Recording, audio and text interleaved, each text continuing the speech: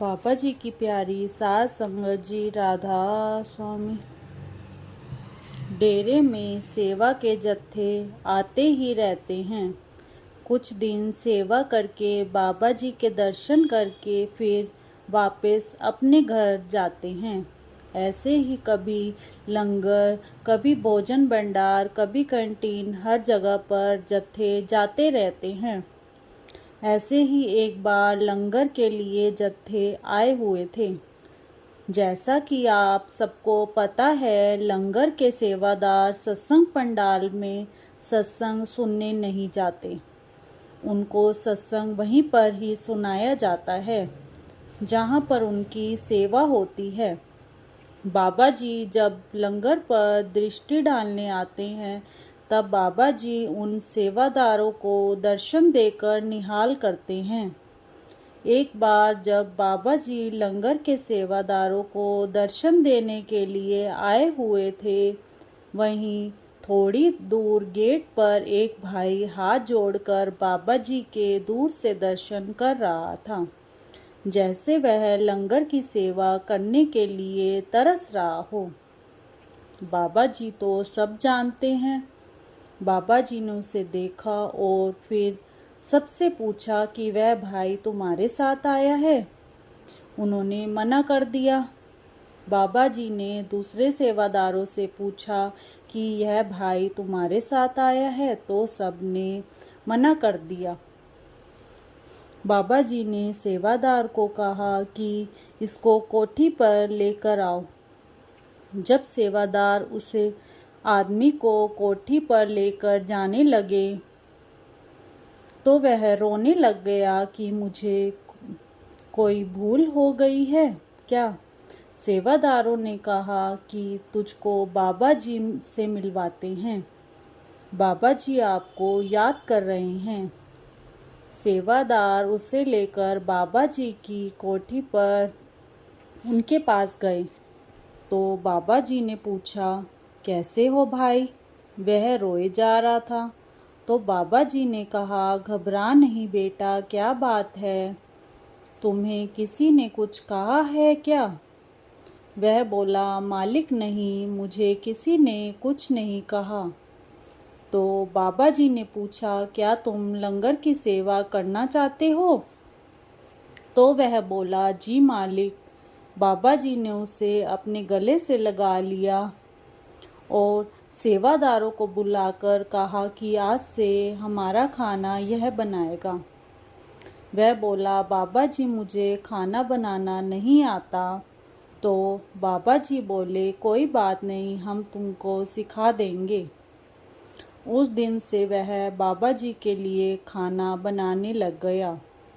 बाबा जी का सिर पर हाथ रखते ही वह बड़ा कुक बन गया और बाबा जी के लिए वह एक से एक स्वादिष्ट व्यंजन बनाने लगा। एक दिन बाबा जी ने देखा कि वह दस्ताने पहनकर खाना बना रहा है, तो बाबा जी बोले कि मुझे खाना बिना दस्तानों के बनाकर खिलाया करो। मालिक की इतनी कृपा हुई उस पर कि बाबा जी जहाँ पर भी जाते हैं उसे अपने साथ लेकर जाते हैं और उसी के हाथ का खाना खाते हैं। ऐसी किस्मत वाला वह सेवादार जो हर समय बाबा जी के साथ रहता है और उनके लिए खाना बनाता है। सतगुरु ऐसी सेवा सबको दे कि सेवादार सतगुरु के चरणों में रह सके। वह बार बार सतगुरु का शुक्र करने लगा। शुक्र मालिका, शुक्र दात्या, मैं तो किसी लायक नहीं था। आपने सिर पर हाथ रखकर मुझे अपना बना लिया।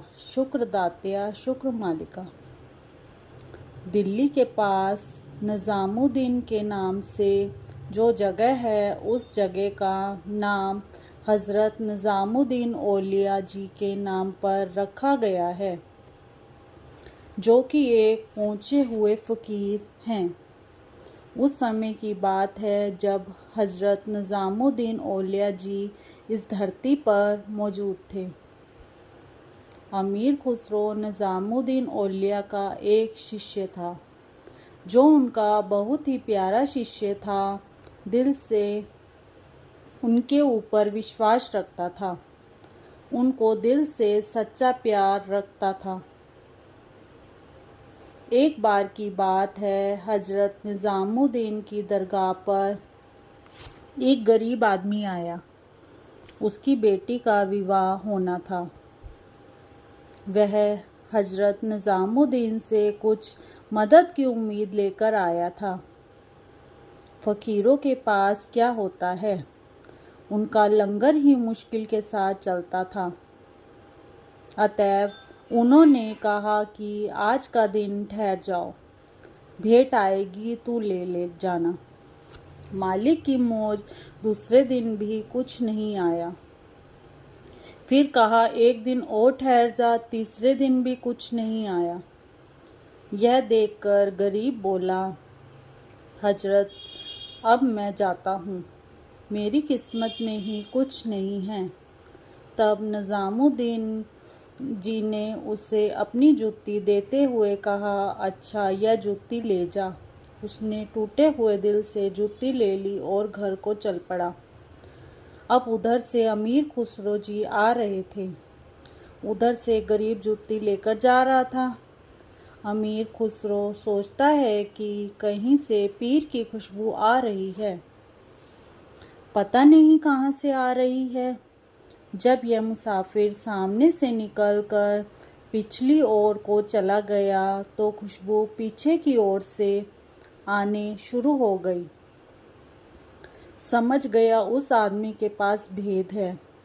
बुलाकर पूछा, तू कहाँ से आया है? उसने जवाब दिया कि दिल्ली गया था, निज़ामुद्दीन औलिया के पास से। मैं गरीब हूँ, लड़की की शादी है। मैंने कहा कुछ दे दो, लेकिन फ़कीर भूखे होते हैं। जब खुदा कुछ ना दे तो फ़कीर भी कुछ नहीं देते। अमीर खुसरो प्रेमी शिष्य था, उसे इस बात को सुनकर ठेस लगी। पूछा कुछ दिया या नहीं? मुसाफिर ने कहा यह जुत्ती दी है। अमीर खुसरो ने कहा कि क्या इसे बेचना है? उसने जवाब दिया, हाँ ले लो। अमीर खुसरो ने क्या किया, उसने एक ऊँट अपना और एक अपनी स्त्री का तथा बच्चों का रख लिया। बाकी सारे ऊँट, धन दौलत और सामान समेत उसको दे दिए और कहा जा लड़की की शादी कर लेना। मुसाफिर तो हजार हजार बार शुक्रिया अदा करता हुआ माल के साथ लदे ऊँट लेकर चलता हुआ गया। इधर जब अमीर खुसरो अपने पीर की जूती को सिर पर रखकर दरबार में पहुंचा तो जूती झाड़कर आगे रख दी। पीर ने पूछा, इसका मोल क्या दिया है? खुसरो ने अर्ज किया कि हजरत मैं जो कुछ भी दे सकता था सब कुछ दे दिया है। निज़ामुद्दीन ने कहा, फिर भी सस्ती है। उसके बाद अमीर खुसरो के इश्क को देखकर निज़ामुद्दीन ने यहाँ तक कह दिया था कि इसकी कब्र मेरी कब्र के साथ बनाना, अगर कहीं और बनाओगे तो फट जाएगी।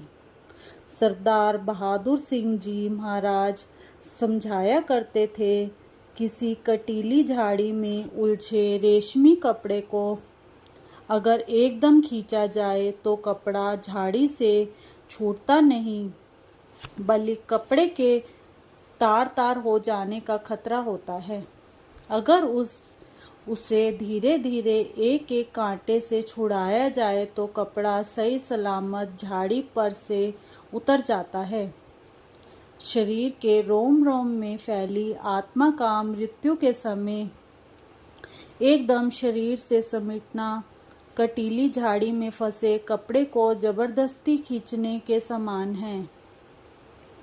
इसलिए मृत्यु के समय जबरदस्त पीड़ा होती है।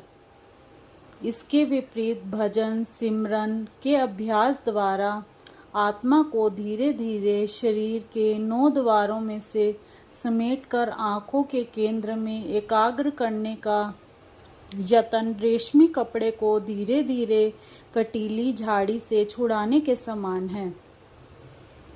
इससे समय अधिक लगता है पर कष्ट बहुत कम सहना पड़ता है।